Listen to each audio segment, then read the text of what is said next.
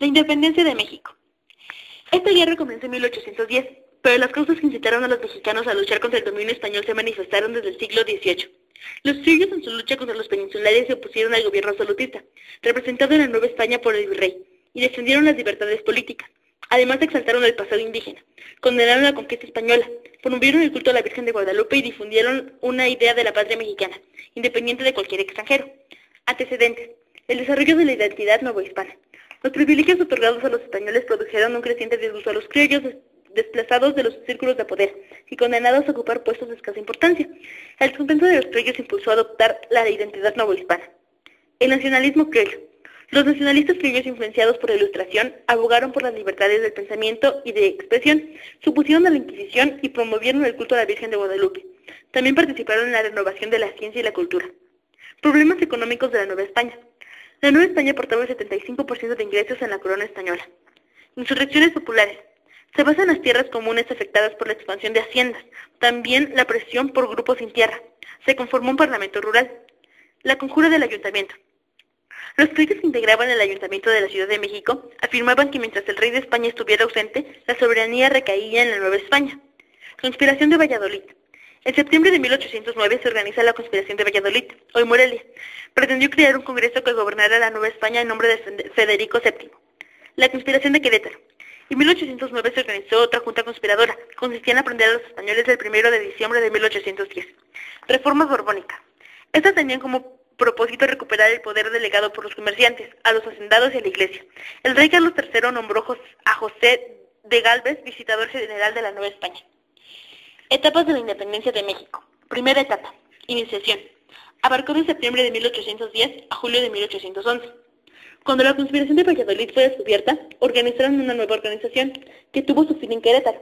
Estas reuniones se organizaban en forma clandestina en la casa del corregidor Miguel Domínguez, a quien estaba al frente de los conjurados, entre quienes se encontraba José Fortis. La conspiración fue denunciada el 9 de septiembre por José Mariano Galván. José Fortis de Domínguez envió como mensajero a Ignacio Pérez para avisar a los conspiradores en San Miguel el Grande. Después fue presa, en compañía de su marido y otros compositores. El aviso de la corregidora llegó a Juan Aldama, y fue quien lo llevó hasta Dolores, el 16 de septiembre. En ese lugar, Hidalgo convocó a los asistentes a levantarse en armas contra el mal gobierno. Es un acto que es conocido como el Grito de Dolores, y se considera como el inicio de la independencia mexicana. También cabe mencionar a Pípila, quien encendió la puerta de la Alhóndiga de Granaditas, acto que permitió a los insurgentes ganar una de las batallas más importantes de la Nueva España. Allende asumió la jefatura de los insurgentes, después de la derrota de Puente de Calderón. Riaño envió cartas solicitando apoyo militar al virrey Venegas y a la Real Audiencia de Guadalajara y a Félix María Calleja. El obispo de Michoacán, Manuel Abad, publicó un edicto de excomulgación contra Hidalgo y sus seguidores. El 13 de octubre de 1810, en Acámbaro, Hidalgo recibió el cargo de Generalísimo de América y Allende de Capitán General. El 30 de octubre de 1810, los insurgentes derrotaron a los españoles en el Monte de las Cruces, gracias a la estrategia de Abasco, Jiménez y Allende.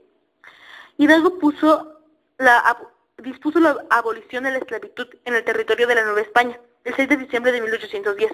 Los insurgentes fortificaron el puente de Calderón y ahí se encontraron con el contingente realista Amudo de Manuel de Flón y Félix María Calleja. Después de 6 horas de combate, los insurgentes terminaron huyendo de ese lugar y Guadalajara fue ganada por los realistas. El 21 de marzo de 1811 fueron presos en Acatitla de Baján Hidalgo, Allende, Aldama y Jiménez. Sus cabezas fueron colgadas en las 4 esquinas de la Alhóndiga de Granaditas. Permanecieron a la vista de los habitantes hasta 1821. Segunda etapa. Organización. Las campañas de Morelos. Octubre de 1810, agosto de 1811. La segunda etapa de la independencia de México abarca todas las campañas de José María Morelos. Este héroe militar, también llamado siervo de la nación, logró formar un ejército disciplinario, valiente, que tuvo un jaque en las tropas realistas.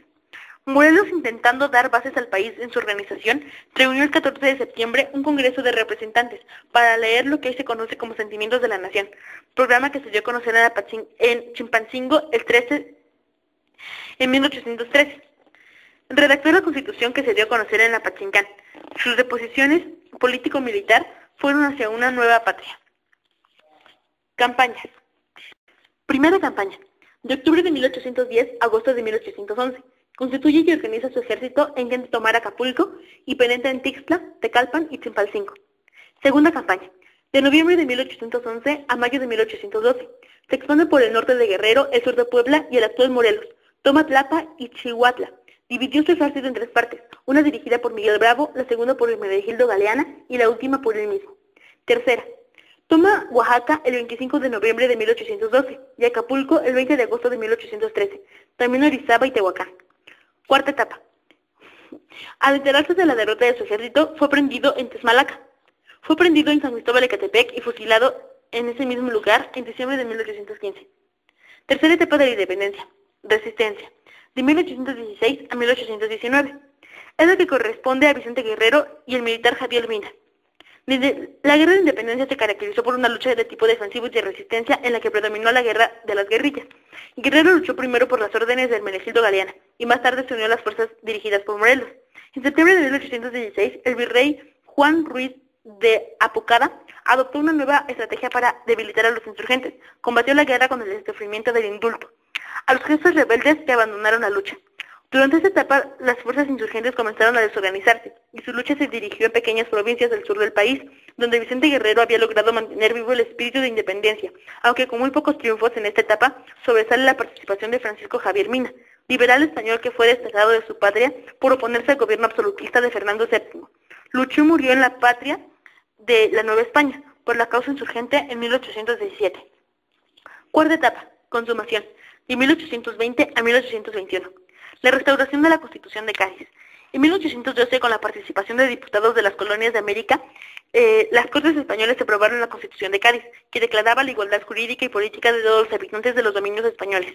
A principios de 1820 en España surgió un movimiento armado que restableció la Constitución de Cádiz de 1812. La Conjura de la Profesa.